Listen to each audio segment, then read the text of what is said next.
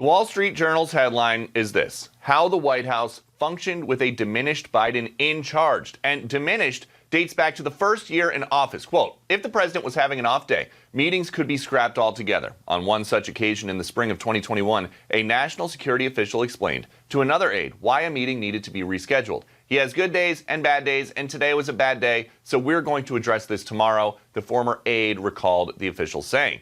In the small windows we did see President Biden, there were falls on stairs, on stage, on a bike, but we were continually assured everything was okay. The presidency of the United States is the most demanding job in the world. From critical decisions on foreign policy to domestic challenges, the individual at the helm must be equipped with unyielding stamina and sharp decision-making skills. However, recent revelations about President Joe Biden suggest that his capacity to fulfill these responsibilities has been in question from the start. Reports of diminished stamina, tightly controlled appearances, and orchestrated denials paint a troubling picture of a presidency managed more by aides than by its leader. This piece does show Biden having all of these sort of walls up. Yeah.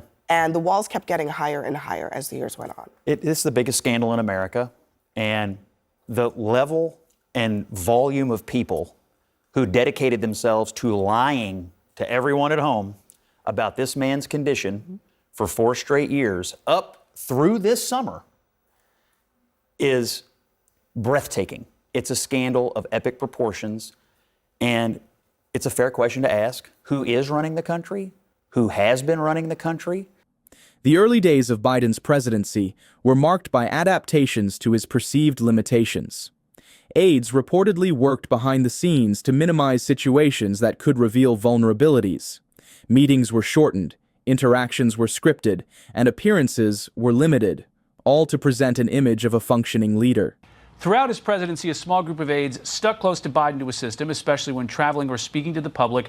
To adapt the White House around the needs of a diminished leader, they told visitors to keep meetings focused. If the president was having an off day, meetings could be scrapped altogether.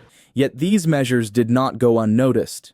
Insiders have revealed that many within Biden's circle were aware of his struggles but chose to downplay or conceal them. This orchestration of secrecy extended even to public engagements with key officials, where scripted conversations replaced candid decision-making. You have to script your conversations from the president with his Secretary of Defense and the Secretary of Treasury, the two most important issues on the plate for the president and for the voters. Should there be more of an investigation into what they were concealing? The media's role in perpetuating this narrative cannot be overlooked. Reporters who dared to question the administration's portrayal of Biden's health were met with swift pushback, as the White House deployed a crisis communications strategy to discredit concerns. Look, I think that the White House knew exactly what they were doing in June. Their pushback to our story was orchestrated out of, from a playbook from a crisis comms sort of operation. Yeah. And that's the mode they were in. One person sort of described them to me as, an inside person described this to me as, they operate as antibodies. And then this person sort of backed off and they realized that would make me the virus. As Biden's presidency progressed, even those closest to him acknowledged his limitations.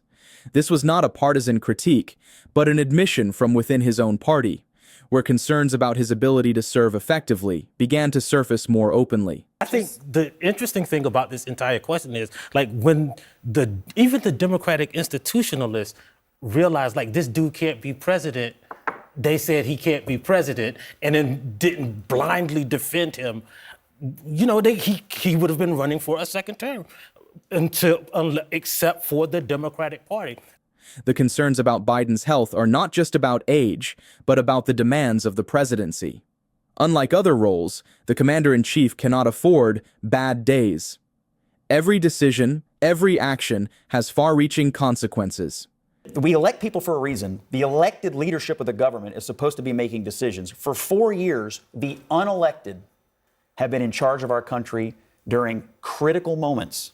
We don't live in a country where the unelected are supposed to rule us. We live where the elected are supposed to rule. These revelations force us to question the integrity of those who enabled this situation. Rather than addressing Biden's struggles transparently, His inner circle perpetuated what some describe as a charade, prioritizing political expediency over accountability.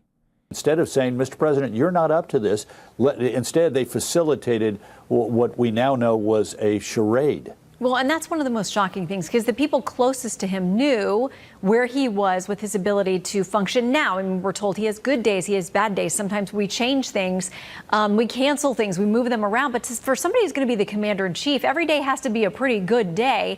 And for them to get him through this term is one thing. But as you mentioned, those around him who were saying he's vibrant, we can barely keep up with him, he's going to run for another 4 years. What's your message to them, and then the messaging they were giving to the rest of us? Shame on you. Shame on you. His result is a legacy overshadowed by questions of trust, leadership, and transparency. As more details come to light, the ramifications of these decisions will undoubtedly shape how future administrations are scrutinized. Every presidency has a legacy, and this is a major part of this president's legacy. And I am certain, I know that I have some of my colleagues from other news organizations I know are out there. The revelations surrounding Joe Biden's health and his presidency's inner workings reveal more than just the struggles of one man. They expose a system willing to prioritize optics over truth.